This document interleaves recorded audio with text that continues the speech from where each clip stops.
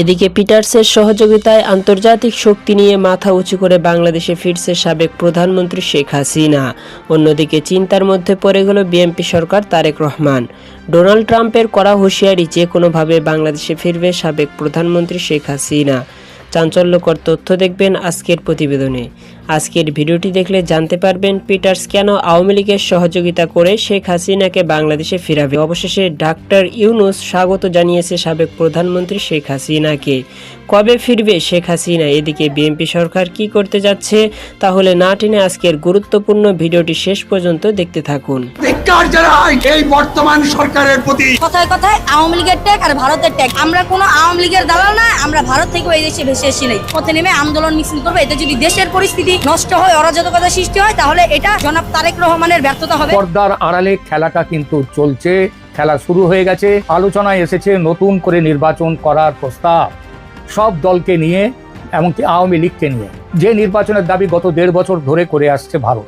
এবং রাষ্ট্রের দায়িত্বশীল কর্মকর্তা যারা, তাদের স্মরণ করে দিতে চাই, তারা কোনো দলীয় না, কোনো দলের বাহিনী যেন না হয়। এখন চাঁদার ভাগে টান পড়েছে বলে তিনি কদিন পর পর বসুন্ধরার বিরুদ্ধে কথা বলেন। মনে করে দেখেন কি চমক জাগানো ইফতারের আয়োজন করেছিল জাতীয় নাগরিক পার্টি 2025 সালে ইন্টার।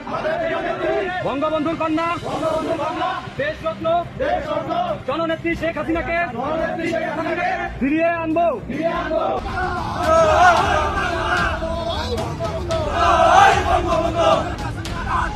বাংলাদেশ আসবে, শেখ হাসিনা আসবে, জয় বাংলা, জয় বঙ্গবন্ধু। শেখ হাসিনা খালাস পাবে। আমি মনে করি সাবেক প্রধানমন্ত্রী শেখ হাসিনা একজন নিরাপরাধ ব্যক্তি এবং তার বিরুদ্ধে যে সমস্ত চার্জ জানিত হয়েছে সেই চার্জগুলি সঠিক নয় এবং সাক্ষ্য প্রমাণেও তা প্রমাণ করতে সক্ষম হন না। যেহেতু সাক্ষ্য প্রমাণে সক্ষম হন আমার অভিমত, অতএব এই সাবেক প্রধানমন্ত্রী শেখ হাসিনা এবং আসাদুজ্জামান খান কামাল ওনারা খালাস পাবেন। আওয়ামী লীগের উপর নিষেধাজ্ঞা তাহার ব্যক্তিগত সুরক্ষা, নজরদারি ও সংস্কার সহ অন্তর্বর্তী সরকারকে 12টি সুপারিশ করেছে আন্তর্জাতিক 6টি মানবাধিকার। 1,60,000 কোটি টাকা বিদেশে পাচার হয়ে বলে মন্তব্য করেছেন বিএনপি স্থানীয় কমিটির সদস্য ও নরসিংদী 2 আসনের সদস্য ডাক্তার মঈন খান। তিনি বলেন, প্রধানমন্ত্রী তারেক রহমান জনগণের জন্য রাজনীতি করেন। দীর্ঘ 17 বছর পর তিনি একটি সুষ্ঠু নির্বাচনের মাধ্যমে দেশে জনগণের সরকার হিসেবে প্রতিষ্ঠিত হয়েছেন। সরকার 4 মাসের মধ্যে দেশকে আরও 1 লাখ কোটি টাকার ঋণের জালে বেঁধেছে। রংপুর 4 আসনের এনসিপি সংসদ সদস্য আক্তার হোসেন বলেন, বর্তমান সরকার ক্ষমতা গ্রহণের মাত্র 4 মাসের মধ্যেই দেশকে আরও 1 লাখ কোটি টাকার ঋণের জালে বেঁধে ফেলেছে। এদিকে 1 টাকা দুর্নীতি বের করতে পারলে ইস্তফা দেবে সংসদ সদস্য হাসনাত। সব বাহিনীর মাধ্যমে তদন্ত করে নিজের বিরুদ্ধে 1 টাকার দুর্নীতি প্রমাণ দিতে পারলে জাতীয় সংসদ থেকে ইস্তফা দেওয়ার চ্যালেঞ্জ ছুড়ে দিয়েছে জাতীয় নাগরিক পার্টি এনসিপির দক্ষিণাঞ্চলের মুখ্য সংগঠন ও কুমিল্লা 4 আসনের সংসদ সদস্য হাসনাত আবদুল্লাহ। অন্যদিকে টেকসই পরিবর্তনের জন্য সর্বস্তরের সংস্কার অপরিহার্য বলে মন্তব্য জামাত আমিরের।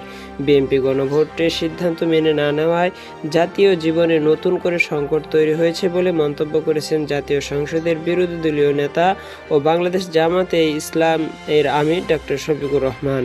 তিনি বলেন, দেশের সার্বিক এবং টেকসই পরিবর্তনের জন্য সর্বস্তরের সংস্কার এখন অপরিহার্য হয়ে দাঁড়িয়েছে। অন্যদিকে গুমের শিকার পরিবারগুলোর জন্য এই বাজেটে বরাদ্দর ব্যবস্থা করবে বলে মন্তব্য করেছেন মির্জা ফখরুল। তিনি বলেন, মুক্তিযোদ্ধা ও জুলাই যোদ্ধাদের ভাতা দেওয়া হলে গুমের শিকার ব্যক্তিদের পরিবারকেও ভাতা দিতে হবে বলে তিনি মন্তব্য করেছেন। পল্লী উন্নয়ন ও সমসাময়িক মন্ত্রণালয়ের মির্জা ফখরুল ইসলাম আলমগীর তিনি বলেছেন, গুমের শিকার পরিবারগুলোর জন্য আগামী অর্থবছরে বাজেটের বরাদ্দর ব্যবস্থা করবেন।